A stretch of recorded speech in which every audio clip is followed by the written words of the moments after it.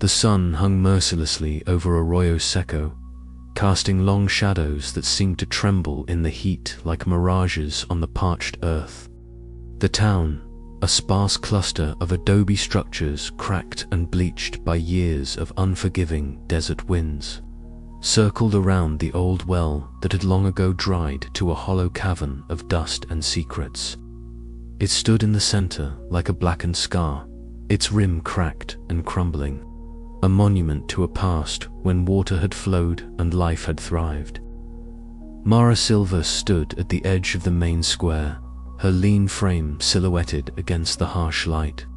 Her dark hair was pulled back tightly, exposing sharp eyes that flicked nervously to the well where children had gathered. Their laughter was a brittle sound, light on the surface, but hiding something deeper, a tremor of fear beneath the mirth. Tomas, her younger brother, was among them, his sun-bleached hair catching the light as he darted forward, eyes wide and curious. She felt a cold grip of apprehension tighten in her chest.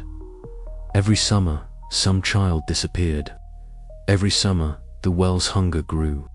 And every summer, the town wrapped itself tighter in whispered prayers and the heavy cloak of fatalism. "Tomas," she called, voice sharp enough to cut through the dust-laden air. He glanced back, a faint smile flickering, but his gaze was drawn irresistibly to the well's dark hollow. He took a hesitant step closer, and her heart pounded. "Stay away from there." Mara's voice was urgent, but the other children paid no heed, caught in their ritual dance around the well's edge. She knew the stories, the ancient worship that had twisted the well into a dark deity demanding sacrifice.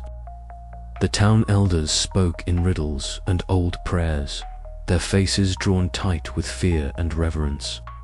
To them, the well was a source of salvation, a cruel but necessary guardian of Arroyo Seco's survival. But to Mara, it was a gaping maw of dread, a void that swallowed hope and light. She turned away, seeking refuge in the shade of her home, where the air was thick with the scent of dried sage and the faint bitterness of dust. Isabel, her mother, sat by the worn wooden table, her hands folded as if in silent prayer. Mara's eyes met hers, searching for answers in the lines etched by years of grief and resignation. "He's drawn to it," Mara whispered, voice barely audible. "Tomas. He doesn't understand what it means." Isabel's gaze dropped, her lips pressed into a thin line. "None of us do," she said softly. "But the well, it demands." Outside, the townsfolk moved like shadows under the blazing sun, their faces hidden beneath wide-brimmed hats, voices low and cautious. Mara's childhood friend, Lucia Torres, approached, her dark hair clinging damply to her forehead, eyes bright but clouded with fear. "They say the well hungers more this year," Lucia murmured, glancing toward the empty pit. "The disappearances, the silence afterward." Mara nodded, a fire kindling behind her doubt. "I won't let it take Tomas, not this time." At the far edge of the square, Elias Marquez, the town elder, stood beneath the brittle shade of a twisted mesquite tree.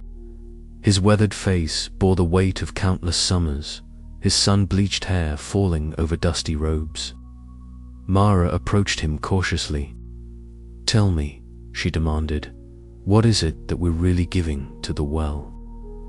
Elias's eyes, clouded with age and sorrow, met hers. His voice was a rasp, thick with unspoken truths. "The well is not just empty stone. It is the hunger beneath the earth, the thirst that never quenches. It demands sacrifice to keep the town alive." A chill slid down Mara's spine despite the relentless heat. The well was a dark god, a shadow cast over Arroyo Seco, and Tomas was already caught in its gaze. As the sun dipped low, turning the sky a bruised purple, Mara stood once more at the edge of the well. The children's laughter had faded into an uneasy silence. the air heavy with the scent of dust and desperation. Tomos's small figure lingered near the rim, eyes fixed on the abyss. Mara's voice broke the silence, trembling but fierce. "I'll find a way to stop this, I swear it." But beneath her words, the well waited, hollow, endless, and hungry. And the desert whispered back. The desert sun hung low and merciless over Arroyo Seco, relentless and unforgiving as it baked the cracked earth around the hollow well. Mara Silva stood at the edge of the town square, her gaze fixed on the jagged stone rim of the well that yawned like a dark wound in the parched soil. Children's laughter bubbled nearby, brittle and forced, as they played under the relentless hitter of fragile veneer, masking the gathering dread that clung to the air like dust. Her younger brother, Tomos, had been unusually quiet this afternoon. Normally full of boundless energy, he now lingered too close to the well's edge, his wide sun-bleached hair shimmering in the harsh light. Mara's sharp eyes noted the way his small hands gripped the cool stone, as if drawn by some unseen force. There was a pull in the air, something unspoken, something terrible. "Tomas, come away from there," Mara called out, her voice cracking with urgency. The boy turned, flashing a brief, innocent smile, but before she could move to him, a sudden gust of dry wind swept through the square. Tomas vanished in an instant. No scream, no struggle, just an empty silence where he had stood. Panic seized Mara's chest. She sprinted to the well's rim, peering down into the hollow abyss that seemed to swallow the light. The well was dry, cracked at the bottom, but the darkness beneath was impenetrable, endless. "Tomas," she cried again, voice raw and desperate. Around her, the townsfolk gathered, faces etched with fear and resignation. No one stepped forward to help. Instead, wary eyes flicked away, and whispers threaded through the crowd like poisonous smoke. Mara's heart pounded as she realized the silence wasn't ignorance, it was complicity. She hurried to the narrow alleys, seeking answers. An old man, his face creased like the desert's cracked earth, averted his gaze when she pressed him. "You don't want to know what lies beneath," he murmured, voice trembling. "The well, it takes what it needs. It feeds on the children." Mara's breath caught. "Why? How? Sacrifice?" he whispered, glancing nervously over his shoulder. "It's the only way the town survives. The well demands it every summer." Her mind reeled. The childhood tales, the rituals, the hushed warnings. They weren't superstition. They were a grim reality. Later that day, Mara sought out Lucia Torres, her childhood friend, in the dim shade of an adobe porch. Lucia's dark eyes were heavy with worry. "They say Tomos was taken by the Hollow One," she said softly. "But I've been trying to hide the children, keep them safe." Mara grasped her friend's hands. "We have to find him. We have to stop this." But the town's grip was tightening. At the chapel, Father Rosell's sermons wove the well's dark demands into supplications of faith. His voice was calm, but the congregation's faces were pale, haunted. Mara's protests were met with cold stares and murmured prayers. That night, sleep eluded Mara. Her dreams were invaded by shadows, whispering shapes that slithered beneath the well's rim, eyes like pits of darkness staring into her soul. She awoke drenched in sweat, heart racing, the boundary between nightmare and reality blurred. The sun rose again over Arroyo Seco, relentless and unforgiving, and Mara knew she was alone in her fight. The well's hunger was vast, and the shadows lengthened with every disappearing child. But she would not surrender to the silence. Tomos was out there somewhere, swallowed by the darkness, and she would drag him back no matter the cost. The desert's thirst was not just for water.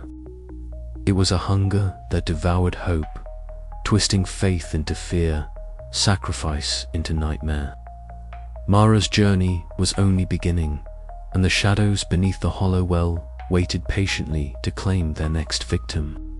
The sun hung low over Arroyo Seco, its unforgiving light casting long, jagged shadows across the cracked earth. Mara Silva tightened her grip on the strap of her bag as she approached the weathered adobe house perched on the edge of the town's dusty square. Inside, she hoped to find answers. Answers Elias Marquez had long held, but seldom shared. The door creaked open under her tentative knock. Inside, the air was thick with the scent of ancient paper and desert dust, swirling in the faint breeze that filtered through a cracked window. Elias sat hunched over a cluttered table, his sun-bleached hair a wild halo in the dim light. His face, carved by years of desert storms and heavy guilt, regarded Mara with a mixture of wariness and resignation. "You came," Elias said softly, his voice like dry leaves rustling. "I feared you might." Mara swallowed the knot in her throat. "I need to know, Elias, about the well, about the disappearances, about Tomas." For a long moment, silence hung thick between them. Then Elias reached beneath the table, retrieving a fragile manuscript bound in cracked leather and yellowed parchment. The weight of the book seemed to press down on the room, as if the very knowledge within carried its own burden. "This is what has been hidden," Elias whispered, cracking open the tome with trembling fingers. The story of Arroyo Seco, before the well dried, before the children vanished. The pages revealed faded illustrations of a time when the well was a source of life, its waters pure and abundant. But as drought gripped the land, the well turned barren, and with it, the town's hope. A darkness crept in, a shadow born from desperation and whispered prayers. "We called it the Hollow One," Elias said, voice barely more than a breath. A hunger that grew with each sacrifice. The well became a god of thirst and oblivion, demanding offerings to survive. Mara's heart pounded. The stories she'd dismissed as superstition now bore the weight of truth. And the children, they are the price, Elias admitted, eyes downcast. Each summer, one is given to the well, to the Hollow One, to keep the town alive. But the hunger is endless. It grows stronger, and so does the toll. Outside, the wind stirred the dust in swirling eddies, as if the desert itself mourned the town's fate. Mara's gaze drifted to the window, where the harsh sunlight seemed to burn away hope. "I won't let Tomas be next," she said, voice steady despite the tremor in her soul. Elias looked up, a flicker of something like hope or, perhaps, despair shining in his eyes. "Then you must be prepared for what lies beneath." As Mara stepped back into the sun, the weight of knowledge pressed down upon her. The well's hunger was not just a legend. It was a living darkness, feeding on fear, faith, and sacrifice. And now, it had marked her family. The desert stretched out before her, vast and unforgiving, but Mara's resolve burned brighter than the scorching sun. She would face the Hollow One, no matter the cost. Yet as the dust settled and shadows lengthened, a whisper drifted on the hot breeze. The well's dark hunger was far from sated, and the children of Arroyo Seco would continue to vanish into its bottomless depths. The night was coming, and with it, a dread that Mara could no longer ignore. The adobe walls of Elias's home held secrets older than the town itself. Mara traced her fingers over the cracked spines of books lining the shelves, each one a repository of forgotten knowledge and forbidden truths. The flickering candlelight cast dancing shadows, as if the past itself wavered against the fragile glow. Elias watched her closely, his eyes reflecting the flickering flame and a lifetime of regret. "These texts were passed down from the founders," he explained. "They chronicled the pact made when the well first dried, a pact sealed with blood and silence. He opened a page depicting a ritual circle etched in sand, surrounded by figures cloaked in shadows. They believed sacrifice would appease the Hollow One, a force born from the well's depths, a creature of insatiable thirst and endless hunger. Mara's breath hitched. But how can anyone live with such a burden? They don't, Elias said quietly. Fear binds us. Faith blinds us. And the well, it waits. The room seemed to grow colder despite the desert heat, the oppressive weight of history pressing in on Mara's chest. Her thoughts swirled with visions of Tomas, wide-eyed and smiling, unaware of the darkness looming just beyond the well's cracked rim. You must understand, Elias continued, that the Hollow One is not just a monster. It is the embodiment of our desperation, our sacrifice, our broken faith. It feeds on more than flesh. It consumes hope.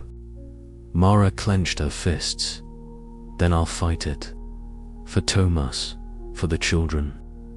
Elias nodded slowly, a faint glimmer of respect in his weary eyes. If you do, you walk a path few have dared, but knowledge is your weapon, and courage your shield. Outside, the desert night deepened. The stars blinked cold and distant, silent witnesses to the town's secret agony. Mara stepped into the darkness, the echoes of forbidden lore whispering in her mind, a chilling reminder that the Hollow One's hunger was far from sated.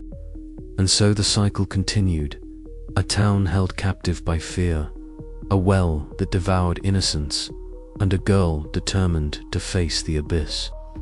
The dust settled once more, but the whispers in the desert wind promised Mara's visit to Elias Marquez was a turning point, a descent into the shadowed heart of Arroyo Seco's curse.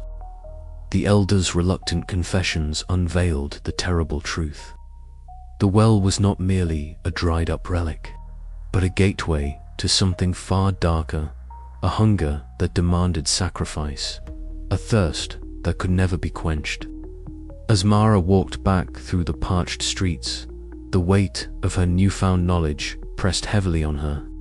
The sun beat down relentlessly, the cracked earth beneath her feet a stark reminder of the town's fragility. Every glance toward the hollow well sent a shiver crawling down her spine. She knew now what she must face. The Hollow One was real, and it was waiting. But Mara Silva was no ordinary girl. Resilient and fiercely protective, her determination burned through the suffocating dread. With each step, she vowed to unravel the dark threads binding Arroyo Seco, to break the cycle of sacrifice and silence. The desert whispered its secrets, and Mara was listening. The hollow well waited silently, its dark hunger awakening anew. And the children continued to vanish, swallowed by the endless abyss beneath the sun-scorched earth. The fight was only beginning. The sun beat down mercilessly on Arroyo Seco. Its rays scorched across the cracked earth until even the stones seemed to hiss with thirst. At the town's heart, the dried-up well yawned like a black wound in the desert floor. Its mouth rimmed with jagged stones, stained dark by years of neglect and whispered rites. Mara Silva stood at the edge, her sharp eyes scanning the hollow darkness, a restless unease crawling beneath her skin.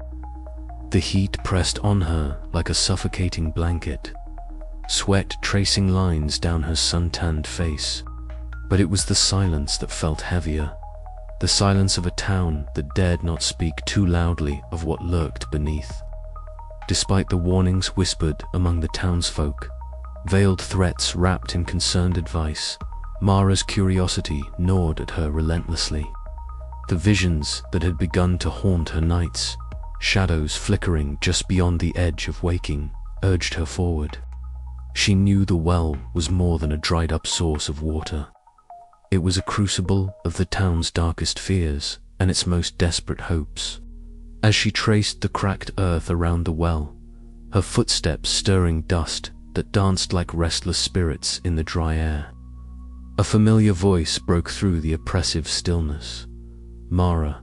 It was Lucia Torres, slender as always, her dark hair pulled back hastily, eyes wide with a mixture of apprehension and determination. "I didn't expect to find you here alone."